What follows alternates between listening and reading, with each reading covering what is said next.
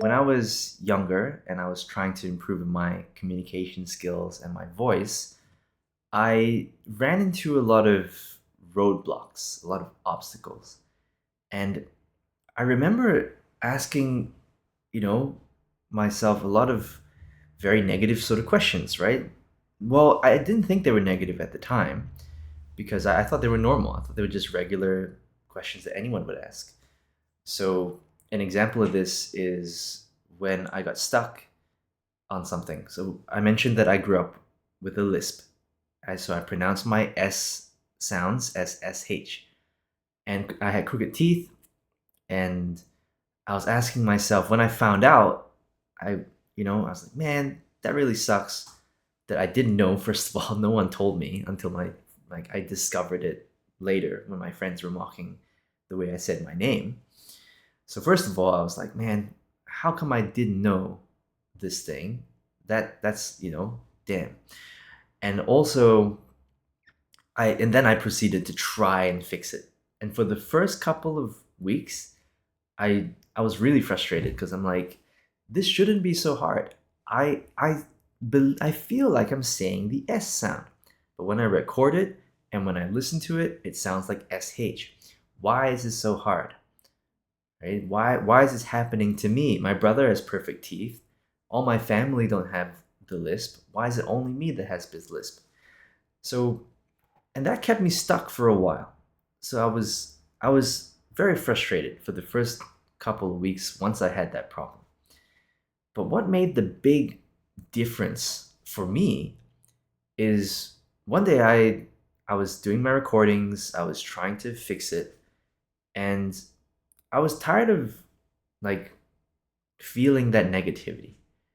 And so I thought, okay, maybe I shouldn't be asking like why is this happening to me? Or like, well, that doesn't help anybody. It doesn't help me. It doesn't come up with any solutions. I'm just focusing on the problem. So instead, what I did was I started thinking about how to reframe the question to be a more useful question, a more productive question. So instead, I would ask, okay, what am I missing here? What haven't I tried yet that I could try to improve this problem?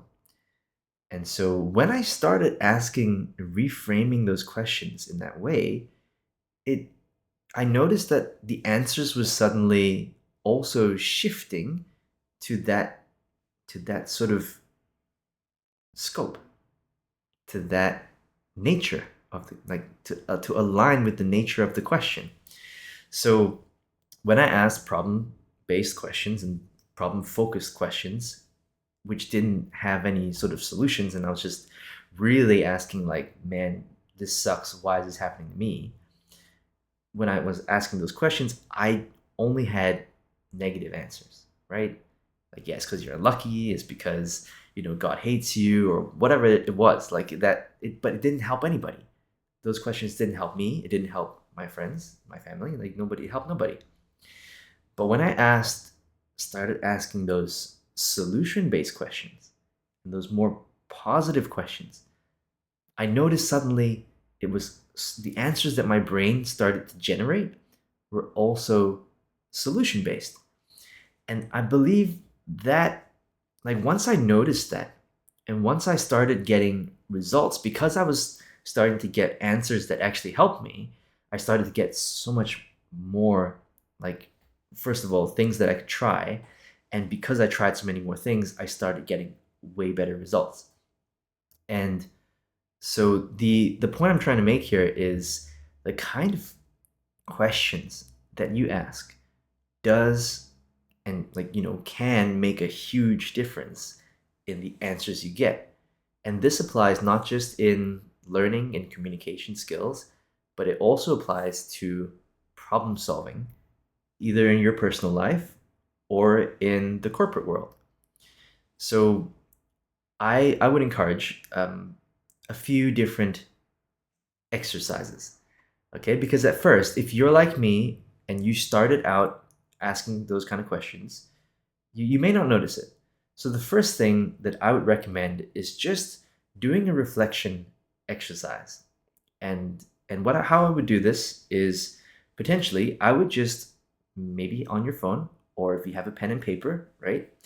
Whenever you notice you ask yourself a question, any question, you're asking an internal question to yourself when you're trying to learn something, or when you're trying to solve a problem, or when you're just stuck, or it could be anything. Whenever you're asking yourself a question, just take a moment and just write, like note it down. And then maybe just put like yes or no, was this a negative problem-based question? Or was this a productive question? And that way, by the end of the day or the end of the week, you can maybe take a look and see how many of those questions did you ask? Do you have this problem in the first place? Okay? Does that make sense? Okay, great.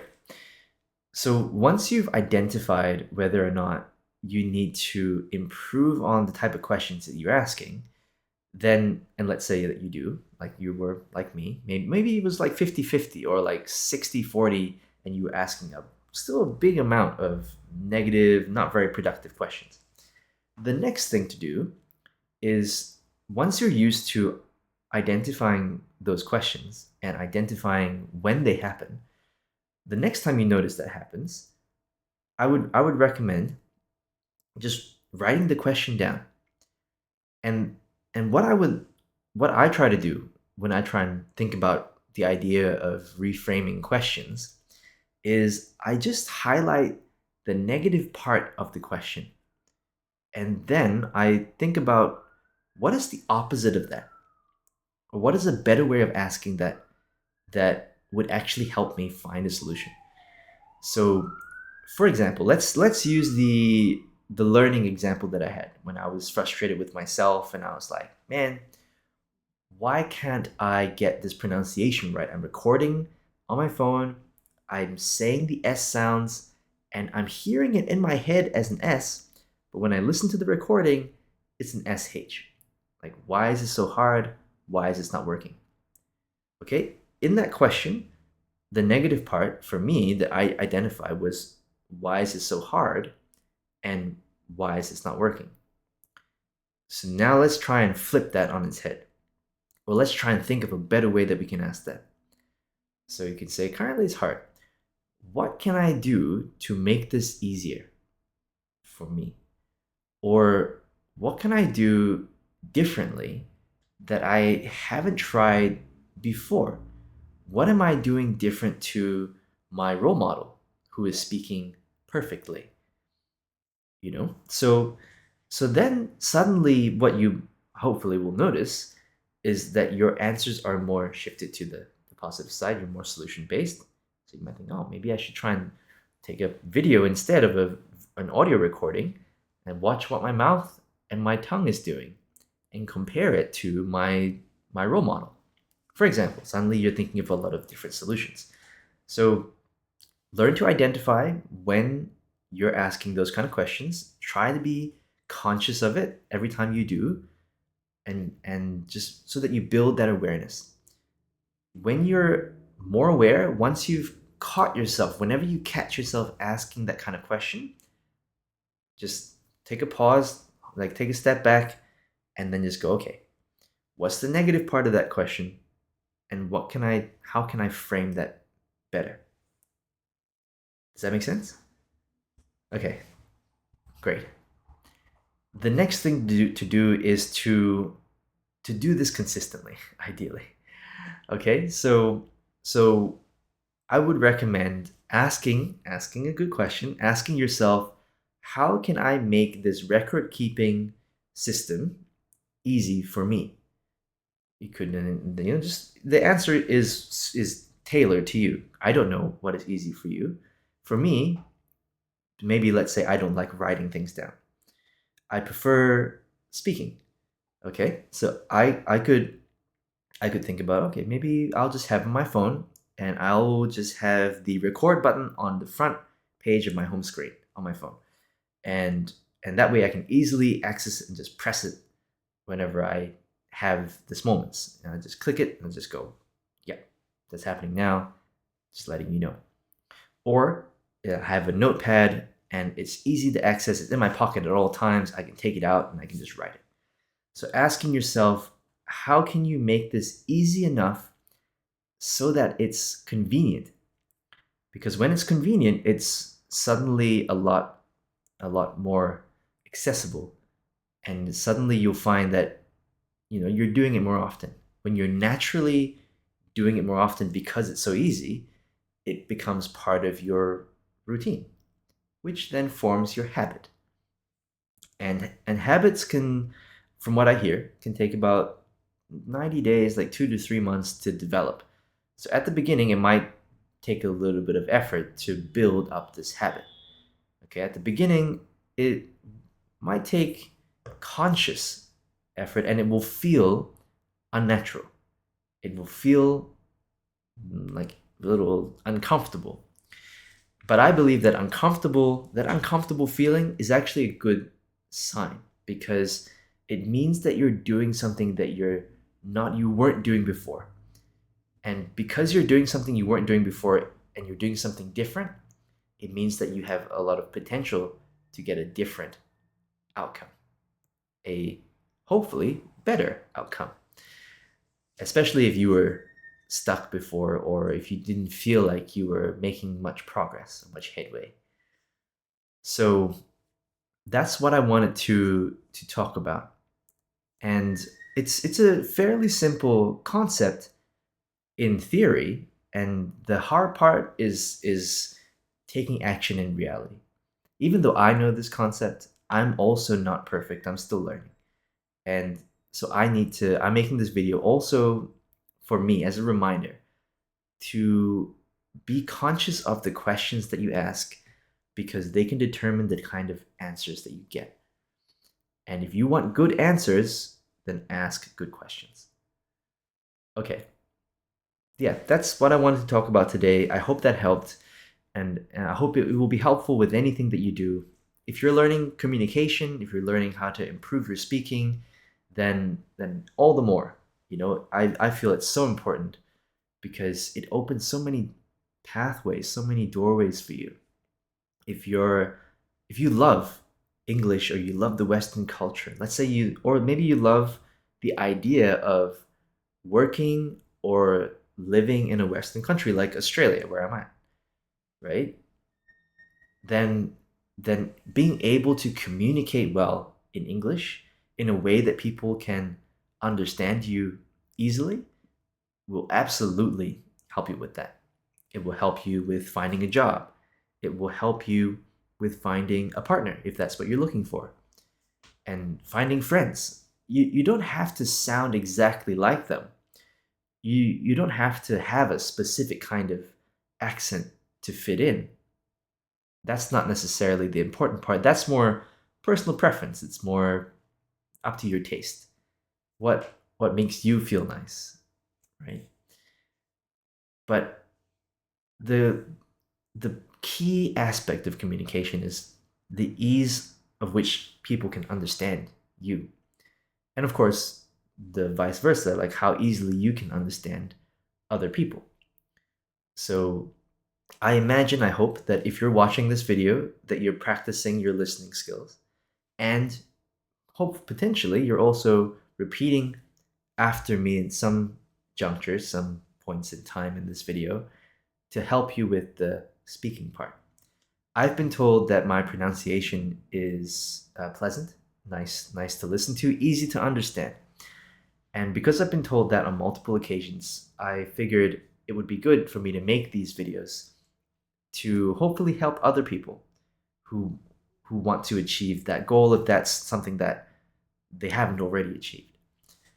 Okay? So, all right.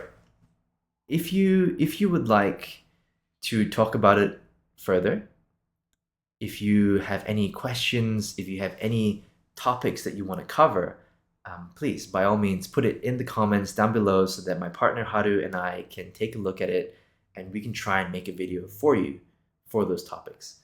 We also are open to one-on-one coaching. I am working full-time in a professional capacity at a corporate job at the moment.